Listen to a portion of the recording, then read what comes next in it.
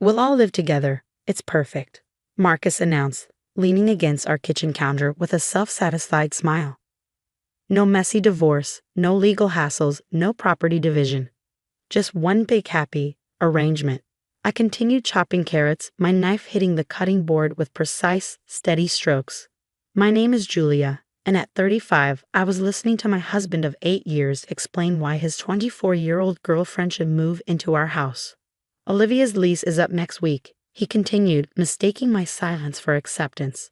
She's young fun, she'll bring some excitement into our lives. You've been so focused on your writing lately, this could be good for all of us. The knife paused mid-chop. I looked up at Marcus, taking in his expensive new haircut.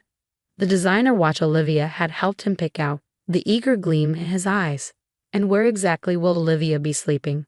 I asked, my voice steady. He shifted uncomfortably. Well, I thought, maybe we could convert your study into her room. For now. Of course, my study. The space where I'd spent the last 3 years writing my mystery novels. The ones Marcus dismissed as a hobby even though they paid for his new car. For now? I echoed, resuming my chopping. You know what I mean, Jules. We'll figure it out as we go. The important thing is keeping things unofficial. No lawyers, no paperwork, just adults making adult decisions. I scraped the carrots into the pot, watching them splash into the simmering broth. Sounds perfect, I said quietly. Marcus blinked, clearly thrown by my easy agreement. Really? I mean, yes, of course it does. I knew you'd understand. When does she arrive? Tomorrow afternoon. I'll help her move her things in while you're at your writing group. I nodded, adding a pinch of thyme to the pot. Perfect timing. He stood there for a moment, waiting for the argument that wouldn't come. Finally, he pushed off from the counter. Right, well, I should call Olivia. Let her know everything's set. After he left, I pulled out my phone and sent a quick text to my sister Anna. It's happening, just like we thought. Her response was immediate. Everything ready? Almost. Need one more day. I'd seen this coming for months. The late nights at the office, the new clothes, the sudden interest in social media. Marcus wasn't exactly subtle. 2 months ago, I'd found a receipt for dinner at La Petite Bistro. Definitely not from a business meeting, since Marcus hated French food. That's when I started preparing. The next morning, I left for my writing group as usual. Marcus barely looked up from his phone as I headed out, too busy texting Olivia about their grand plans. He didn't notice the extra bag I carried or the fact that I'd worn my comfortable walking shoes instead of my usual heels. I drove to the coffee shop where my writing group met every Thursday, parked my car, and waited. At exactly 2:15 p.m., Anna pulled up beside me. Ready? She asked as I climbed into her car. More than ready.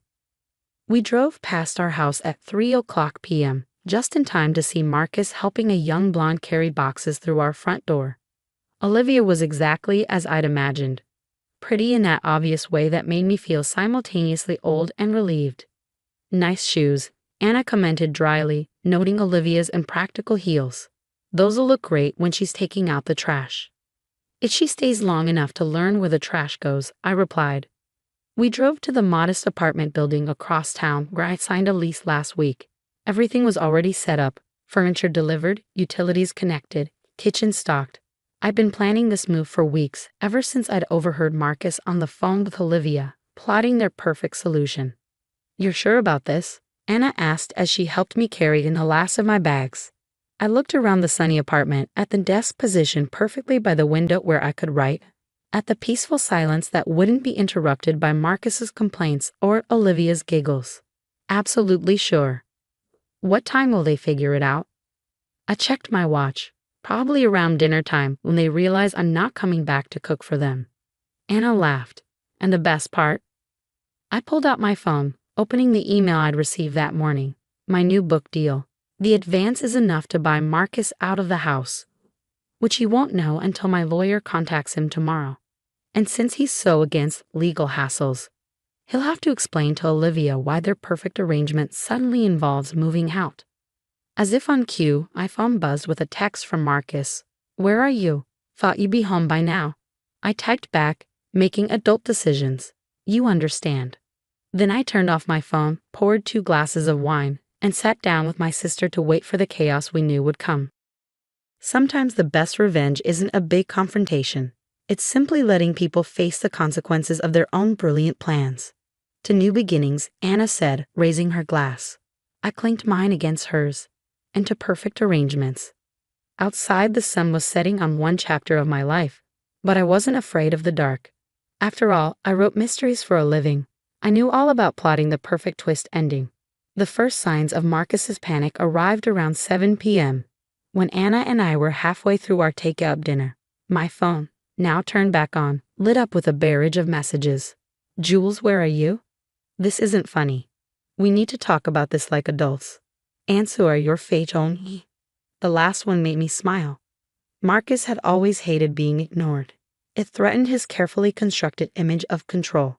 I could picture him pacing our kitchen, no, his kitchen now, running his hands through his perfectly styled hair while Olivia perched uncertainly on one of our bar stools. Should I reply? I asked Anna, showing her the messages. She shook her head, taking another bite of pad thai. Let him stew.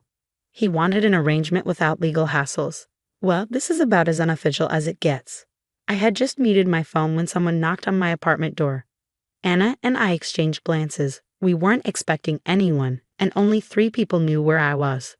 Through the peephole, I saw Marcus's mother, Helen, standing in the hallway. Did you tell her where you were? Anna whispered.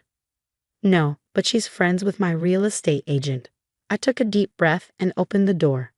Helen burst in, her designer handbag swinging wildly. Julia, what is going on? Marcus just called me in a complete state, saying you've disappeared. And then I hear from Susan that you've rented an apartment? This is madness. I gestured for her to sit down. Would you like some pad thai? Pad? No, I don't want pad thai. I want to know why my son is at your house with some child, and you're here eating takeout like nothing's wrong. Nothing is wrong, I said calmly. Marcus wanted an informal living arrangement. I'm simply accommodating his wishes. Helen sank onto my new couch, her face cycling through confusion, anger, and something that looked suspiciously like admiration. He told me about his ridiculous plan this morning. I told him he was being a fool, that no self-respecting woman would agree to such a thing. He's right about one thing, I said, sitting across from her. We don't need legal hassles. The house is in my name. My first book advance paid the down payment. The car he's so proud of. Bought with my hobby money. Tomorrow, my lawyer will contact him with a very simple proposition. Take a fair cash settlement and leave, or we can make things very official very fast. Helen was quiet for a long moment. Finally, she opened her handbag and pulled out a small silver flask. I knew I liked you for a reason, she said, taking a delicate sip. Marcus gets this from his father, you know. The entitlement, the magical thinking. When did you start planning this? 2 months ago, when I found the dinner receipt. I knew Marcus, he'd want to have his cake and eat it too. So I started moving money, making arrangements. The new book deal was just perfect timing. And the girl, Olivia, has no idea she's about to become homeless again. I doubt Marcus mentioned that part of his perfect plan. Helen took another sip from her flask, then held it out to me. You know, when Marcus first brought you home, I thought you were too quiet, too agreeable. I see now you were just watching, waiting, planning. I accepted the flask, feeling the smooth metal against my palm. I write mysteries, Helen. I know all about misdirection. My phone buzzed again. Marcus had switched to email. Julia, you're being ridiculous. Come home and we can discuss this like rational people. Olivia is very upset. This isn't the way adults handle things. Helen read the email over my shoulder and snorted. Rational people? Coming from my son, who thought moving his mistress into his marital home was a sound decision. Should I respond? I asked, enjoying this newfound alliance with my mother-in-law. Oh yes, Helen said, a wicked gleam in her eye. Let's help Marcus understand exactly how adults handle things. I typed out a reply. Dear Marcus, I agree completely. Adults handle things properly. My lawyer will contact you tomorrow with a settlement offer. Since you're against legal complications, I'm sure you'll appreciate the simplicity of the arrangement. Please ensure Olivia takes her shoes off when walking on my hardwood floors. Best regards, Julia. Send it, Helen commanded, and I did. The response was immediate. My phone started ringing. Marcus's face flashed on the screen, but I declined the call. He'll go to your writing group next Thursday, Helen predicted. He'll expect to find you there, to charm you back. The group meets at a different coffee shop now, I said. They were quite understanding when I explained the situation. Anna, who had been quietly watching this exchange, finally spoke up. You know what the best part is? When Marcus tells this story later, he'll have to admit that his wife outsmarted him while he was busy playing house with his girlfriend. Helen stood up, straightening her designer suit. Julia, dear, I'll handle damage control with the family. Just keep me updated. This is the most entertainment I've had since Marcus's father tried to convince me that his secretary was just helping him organize late-night meetings. After Helen left, Anna and I sat in comfortable silence, the remains of our dinner spread before us. My phone had gone quiet. Perhaps Marcus was finally realizing that his perfect arrangement had backfired spectacularly. What do you think they're doing right now? Anna wondered. I glanced at the clock. 8:30 p.m., probably realizing that neither of them knows how to cook. The housekeeper doesn't come until Tuesday, and all the takeout menus were in my desk drawer. The desk drawer in your study. The one Olivia's boxes are probably blocking right now. We both burst out laughing, the kind of deep, cleansing laughter that makes everything feel lighter. Outside, the city lights twinkled, and I felt a profound sense of peace. Tomorrow would bring its own challenges, but for now I was exactly where I needed to be. My phone lit up with one final message from Marcus. This isn't over. I smiled, thinking of the settlement papers being delivered to his office first thing tomorrow morning. No, I murmured, it's just beginning. The next morning, I woke up to the sound of birds chirping outside my new apartment window instead of Marcus's daily complaints about his coffee not being strong enough. The peace was interrupted by an urgent call from my lawyer, David. The papers have been delivered, he reported. You should expect some resistance. Right on cue, my phone buzzed with a call from Marcus.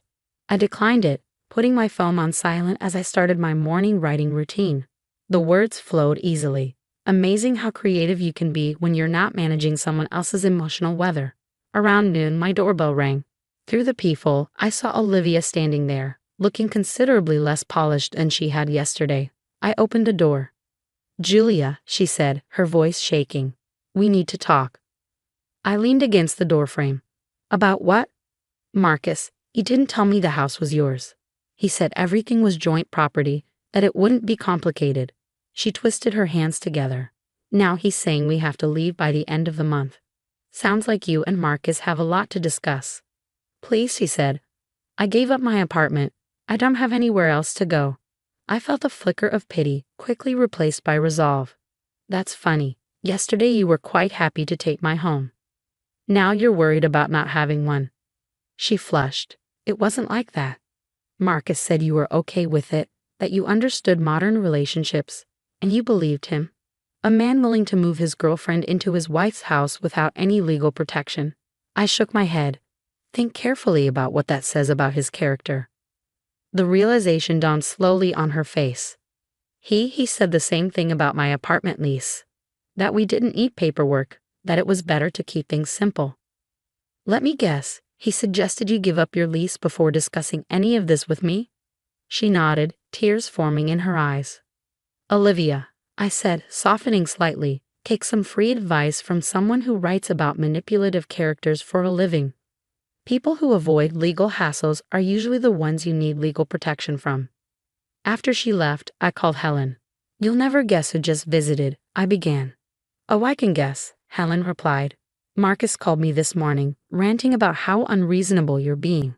I told him he's lucky you're offering a settlement at all. By the way, have you checked your email? I opened my laptop to find an email from my publisher. The early reviews for my new book were in, and they were glowing. One line caught my eye. A masterful tale of deception and justice served cold. If they only knew. Later that afternoon, David called again. Marcus has agreed to the settlement, he said, though he did try to argue that his emotional investment in the house should count for something. I laughed. The same emotional investment he was willing to share with Olivia. Exactly. He's signing the papers tomorrow. The money will be transferred directly to his account, and he has 30 days to vacate the property. And Olivia? Not mentioned in any of the legal documents, interestingly enough. That evening, Anna came over with champagne. We stood on my small balcony, watching the sunset paint the sky in shades of pink and gold. You know what I love most about this? Anna said, filling our glasses. You gave him exactly what he wanted. No legal hassles, no messy divorce. Just a simple property transaction. Sometimes the best revenge is simply turning someone's words against them. I replied, thinking of all the times Marcus had dismissed my writing as mere stories. My phone buzzed with a text from Helen. Dinner next Sunday. I want to hear all about your new book. I smiled, showing the message to Anna, who knew my happy ending would include my mother-in-law. Soon-to-be ex-mother-in-law, Anna corrected. No, I said, thinking of Helen's quiet strength during her own divorce years ago. Some family ties are chosen, not given. A week later, I drove past my old house and saw Marcus and Olivia arguing on the front lawn, moving boxes scattered around them. Through my open window, I caught snippets of their conversation, something about broken promises and trusts. I didn't slow down. Their story wasn't mine anymore. Back in my apartment, I sat down at my desk and opened my laptop. My cursor blinked at the top of a fresh page as I typed. Chapter 1. Sometimes the perfect crime isn't taking something that doesn't belong to you. It's simply letting go of what does. My phone buzzed one last time with a message from Marcus. I hope you're happy with yourself. I looked around my peaceful apartment at the life I'd built from the ashes of his betrayal and typed back, I am. Thank you for asking. Then I turned back to my novel, ready to write my own story on my own terms in my own home. After all, isn't that what happy endings are really about?